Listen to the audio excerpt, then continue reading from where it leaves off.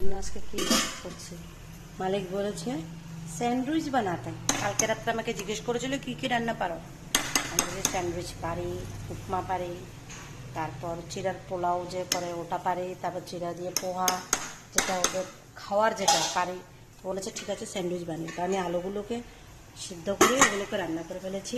এখানে তোকে একটা ছেলে এক্ষুনি কোম্পানিতে চলে যাবো, ওই জন্য ওর খানা রেডি। আর এখানে দেখো পাখাল ভাত বলে হবে, নামটা আমি প্রথম শুনেছি, কিন্তু আজকে দেখবো কিভাবে রান্না হয়। বাসনপত্রগুলো সব মাজা হয়ে গেছে, এখানে চিড়াও ভিজানো হয়ে গেছে, এখানে রাত্রে তরকারি একটু রয়ে গেছে। দেখো এখানে ব্রেডটাও কম আছে, ওরা গেছে ব্রেড নিয়ে আসতে। এবার আমি একটু জল খাওয়ার জন্য ফ্রিজে মনে বারবার আসলাম, কিন্তু জলটাই পেলাম না। আমার মাসে জানি জলের বোতলটা কই জানি রাখলো। আচ্ছা, না আবার